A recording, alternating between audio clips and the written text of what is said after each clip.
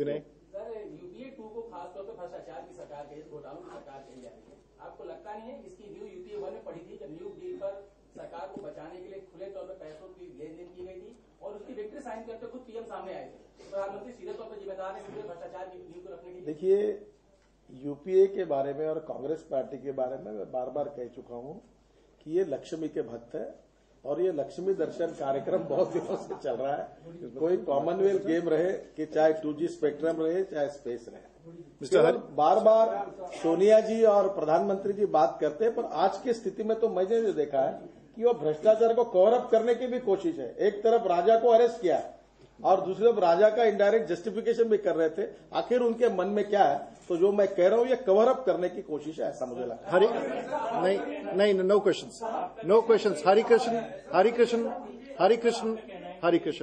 सबके लिए पीएम जिम्मेदार है और उनका जो फैसला करेगी जनता ही करेगी, तो इसका मतलब आप मिड टर्म इलेक्शन चाहते हैं और कब चाहते हैं? देखिए, जो बात मुझे कहनी चाहिए वो मैं कही है और उससे आप उचित एक्शन निकालेंगे।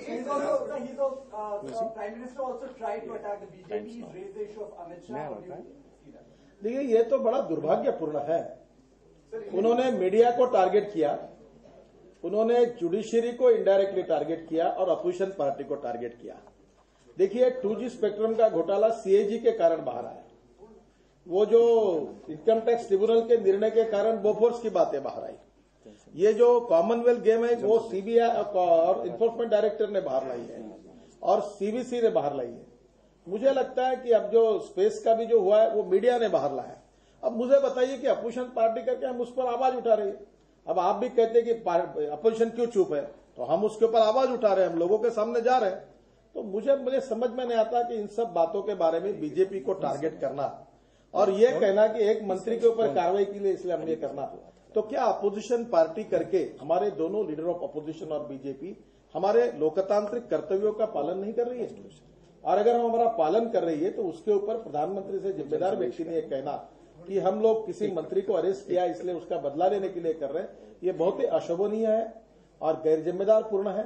और मैं प्रधानमंत्री के इस टिप्पणी के बारे में तीव्र शब्दों में बहुत उसके नाराजगी व्यक्त करता हूँ। प्रधानमंत्री ने कहा जो आपकी उदारी करने में बीजेपी रोड़े अटका रही है, आप क्या कहना? हम सब बातों के लिए देखिए, प्रधानमंत्री की अगर बात चले तो मीडिया, जुडिशरी और बीजेपी ये सब प्रकरणों के लिए जिम्मेदार है, ये उसका निचोड़ है। अब आप ही निर्णय करिए कि सच क्या और झूठ क्या है। It is a failure of the prime minister, he don't want to accept it. वो खुद स्वीकारने के लिए तैयार नहीं है और उस बातों को दूसरे पर ढकलने की कोशिश कर रहे हैं। नहीं, ऐसे तो नहीं पॉसिबल। आप साउथ से जो भी जवाब दिए उसके बारे में उन्होंने जो भी कमेंट्स दिए हैं उसके बाद उनके ऊपर आपका क्या कमेंट है? इतने कमेंट्स में हो गए। अखिलेश खत्म करो। अखिलेश तिवारी के बारे में ऐसा पहली बार नहीं हुआ कि अरुण शौरी ने कोई पार्टी की लाइन से हटके बात कही हो। हम आपसे ये जानना चाहते हैं कि अरुण शौरी अभी बीजेपी के सदस्य हैं, अगर सदस्य हैं तो उनके खिलाफ कोई कार्रवाई पार्टी करेगी? इस तरह की कोई कार्रवाई नहीं करेगी, हमारे सदस्य है, विद्वान गृहस्थ है। Express, Ravish Indian express. एक क्लैरिटी चाहिए, कल का जो बयान खत्म हो, क्लैरिटी चाहिए। अगर सिर्फ 2G स्पेक्ट्रम पे जेपीसी बनता है तो क्या सदन चलेगा?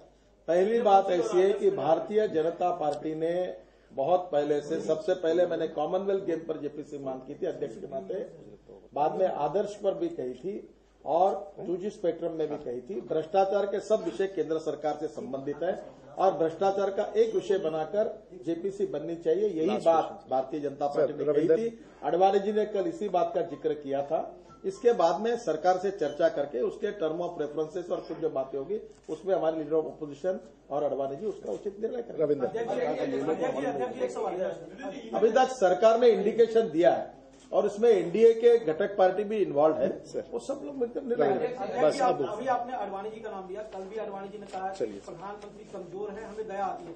2009 में जब उन्होंने ये बात कही थी तो उनके साथ पार्टी था, अन्य कोई और उनका साथ दिया था। आज प्रधानमंत्री खुद कह रहे हैं कि मैं उतना कमजोर नहीं हूँ जितना लोग कह रहे हैं। क्या पार्टी आडवाणी जी के साथ है कमजोर? देखिए, एक तो बात ऐतिहासिक सत्य है कि 2009 में आडवाणी जी जो कहा था वो सच था। देश की जनता शायद उसको स्वीकारने के लिए तैयार नहीं थी, पर आडवाणी जी जो 2009 साल में कहा था अब आप सब स्वीकार करने लगे हैं। इससे यही होता है कि आडवाणी जी जो कहा था वो channel from the south. Last question. Sri Lankan, sir. You have spoken in the south about last question. Sri Lanka.